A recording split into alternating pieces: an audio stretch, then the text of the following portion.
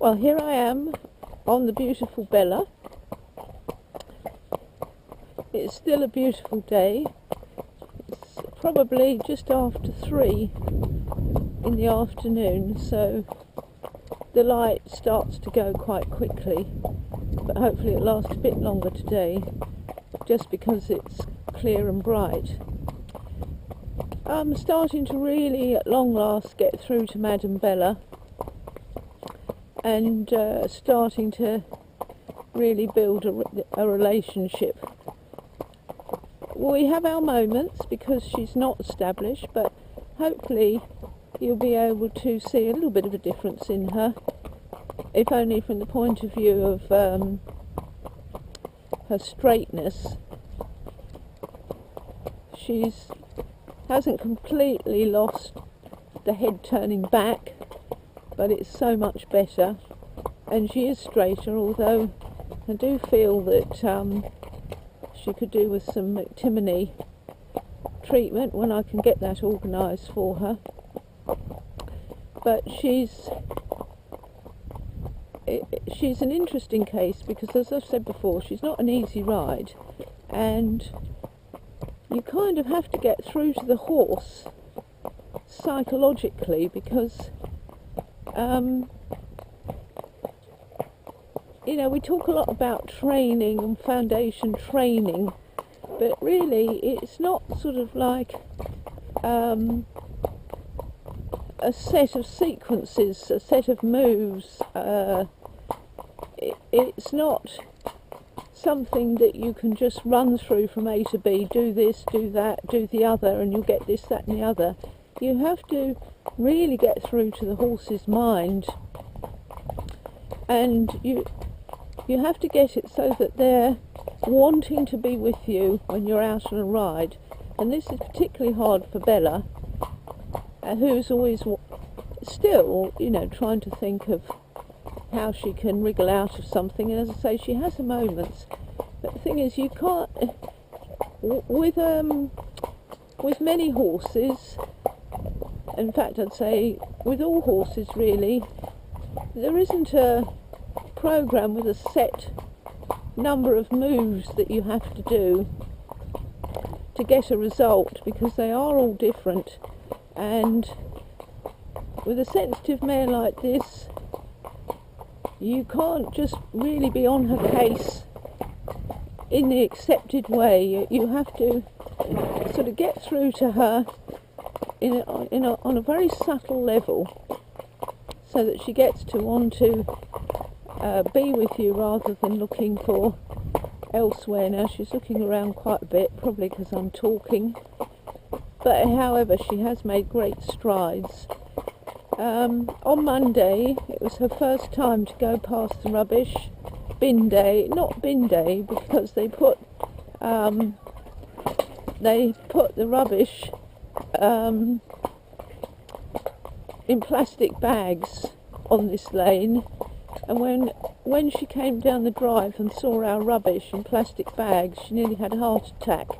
And then I saw a few of her moves. Alright, and I wish I'd had the head cam, because she did lay it on quite thick. However, she wasn't allowed to buoy it off, as the young folks say today. She had to go past, and in going past, in a sense, it strengthened our relationship. So then what did we have? Oh yes, they were cutting trees, and so yeah, I went up to the forest and they were cutting trees where they were still falling a bit across the road after the hurricane. And the road signs, although she's quite a brave little mare in many ways, she decided the road signs were impassable and unapproachable, so we had to do a little bit of work there, but she soon overcame that. But the interesting thing was to sort of test where we were in our relationship, which I think is coming on really quite well. Coming back, they were blocking the road with their cherry picker, and they had out the shredder where the branches go in, and it pulps it all up. So we couldn't get by, so I knew that she wouldn't stand while they finished and moved out the way. So I thought what I'll do is I'll retrace my steps and then I'll come back down and retrace my steps and come back down. So she's always doing something other than being asked to stand still, which is going to be too much for her. So she reluctantly went up and down a couple of times, and then she thought, I don't want to do this. And so she doesn't nap in the formal sense, but as much as she does this quarters to the left. So she'd gone a little way up for about the third time, and she thought, I don't want to go away from home. So she stopped, refused to move, and as she's stopping and refusing to move, the course goes to the left, and she's backing up rapidly, and there was a really steep bank behind a hedge. Well, a hedge doesn't stop Bella when she's in backwards mode. I thought if she goes down that bank, she's going to fall on me simply because it's so steep and it just falls away, and she's going to fall on me, and that's not going to be very pleasant. So I mean, I got around by different tactics, but it does show that a side of her that, you know, we need to work on that. And so in a way I'll be working on it today. So she's ready now to do sort of little repeat stuff, because as I say, our relationship's in a better place, so we can do some repeat stuff. Now, down here where they're building an extension, I am actually able to keep her. Let's see how we get on. I hope to be able to keep her straight and walk across here, but there is a black plastic bag, which you might say I don't like the look of, but we've seen quite a few. Oh, she's fine. There we are, you see. So she trusts me enough to walk past quite close to it, and she is quite a high energy horse. Not overly high. She'd be higher if I clipped her out, so I won't be clipping her out. But we'll have to probably do plenty of trotting, so we might start that now.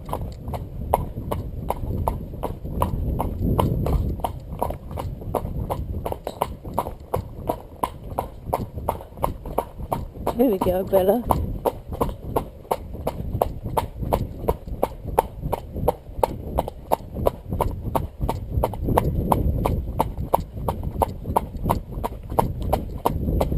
So everything is a little bit straighter. The trot's certainly coming through and swinging.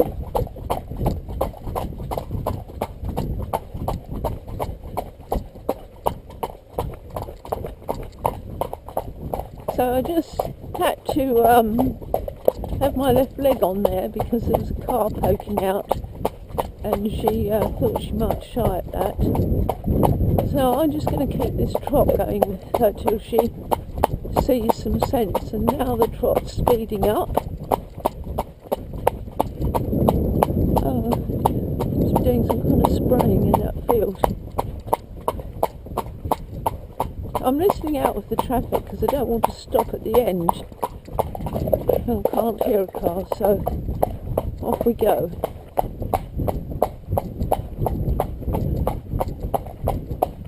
It doesn't take as long for her to settle now.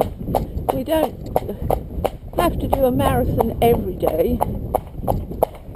A couple of times a week for a marathon is probably good enough for her, and she doesn't take so long to settle.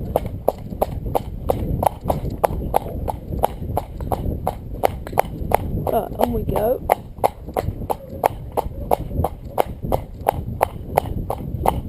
She's already thinking she'd like to walk. I'm going to keep her trotting. I'm going to come up here.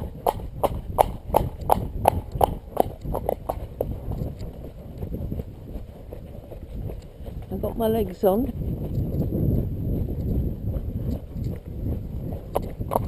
That was quite neatly done. And quite straight for Bella. So she's, you know, got much more control of her body as a more grown-up horse.